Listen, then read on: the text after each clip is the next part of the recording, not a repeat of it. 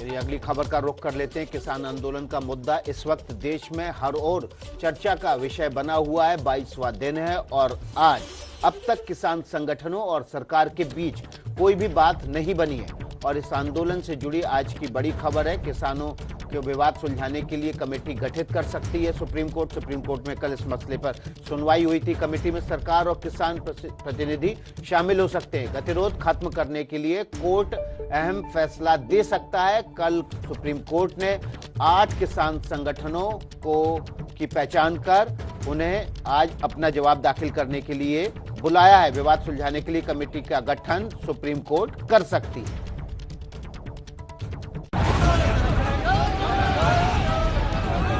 मरना मंजूर है, मगर अब शासन प्रशासन के अगला झुकना मंजूर नहीं। सरकार को अपनी जिम्मेवारी निभानी चाहिए।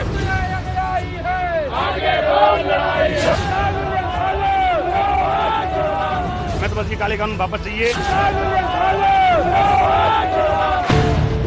22 दिन का डेडलॉक सुप्रीम कोर्ट में टूटेगा।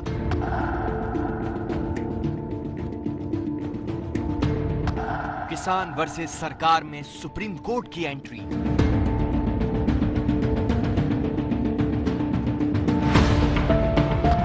किसान सरकार में सुलह का फॉर्मूला निकालेगा सुप्रीम कोर्ट।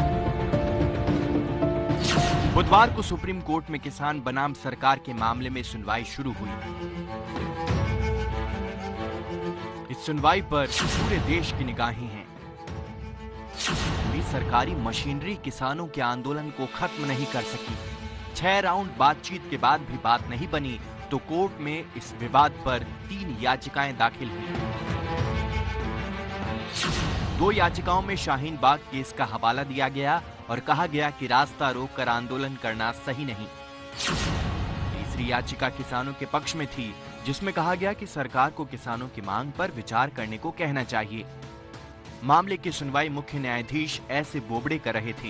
उन्होंने पहले याचिकाकर्ता से पूछा, आप कौन हैं? क्या आप किसान हैं? इस पर याचिकाकर्ता के वकील ने कहा, हुजूर मैं एक लॉ स्टूडेंट हूं। सीजेआई ने पूछा, क्या आप बॉर्डर खुलवाना चाहते हैं? वकील ने कहा, शाहीन बाग मामले में कोर्ट ने कहा था कि लोगों को हटाया जाना चाहिए। इस पर सीजेआई बोले, ये देखना होगा कि शाहीन बाग में कितने लोग थे, यहाँ कितने हैं। सरकार को कोई कदम उठाते वक्त कानून व्यवस्था का भी ध्यान रखना होता है। याचिकाकर्ता ने कहा, केंद्र और राज्य सरकारों से इस पर जवाब देने को कहा जाए। सीजेआई ने कहा, ठीक है। जो बात पहले याचिकाकर्ता के वकील ने कही, उसी पर दूसरे याचिकाकर्ता ने भी हामी भरी। दूसरे याचिकाकर्ता के वकील ने कहा, हमारी भी यही मांग है। इस पर कोर्ट ने पूछा, आप कौन हैं? याचिकाकर्ता ने कहा, वकील। चीफ जस्टिस ने पूछा, किसान संगठनों को पक्ष क्यों नहीं बनाया? याचिकाकर्ता ने कहा, पता नहीं कौन से संगठन हैं। इस पर सीजेआई ने खींच कर कहा, कुछ कहने को नहीं है तो चुप रहिए।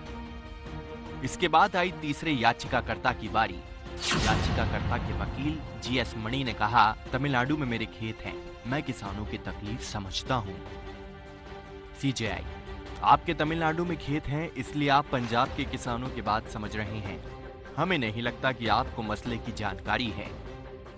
इसके बाद सॉलिसिटर जनरल तुषार मेहता की बारी आई।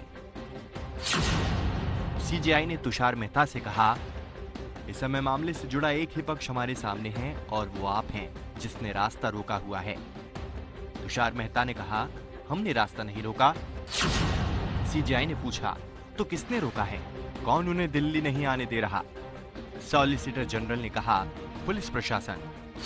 सीजेआई ने कहा, एक ही बात है, क्या आप आंदोलनकारी किसान संगठनों को जानते हैं?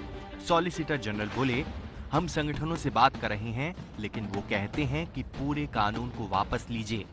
तीनों याचिकाओं में जो वकील पेश हुए थे वो अपनी बातों को ठीक तरीके से कोर्ट के सामने नहीं रख पा रहे थे। इसके अलावा इन लोगों ने किसान संगठनों को पक्ष भी नहीं बनाया था मामले में। इस पर चीफ जस्टिस एस.ए. बोबड़े की अध्यक्षता वाली बेंच ने हैरानी जताई।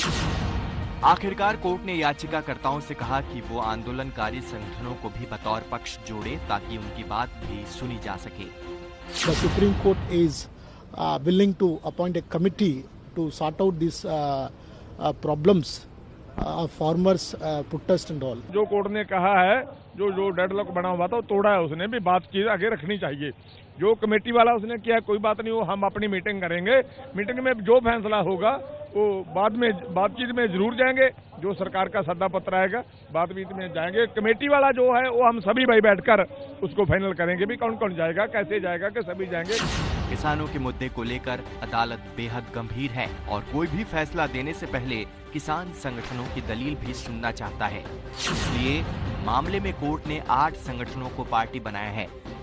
अदालत ने सरकार और किसान प्रतिनिधियों की एक कमेटी बनाने की भी बात कही है। जो किसान संगठन आंदोलन में शामिल नहीं, उन्हें भी कमेटी में जगह दी जाए। किसानों के मुद्दे पर आज दोपहर 12 बजे के बाद सुप्रीम कोर्ट फिर से सुनवाई करेगा और माना जा रहा है कि गतिरोध खत्म करने के लिए अदालत कोई अहम फैसला जरूर सुनाएगा।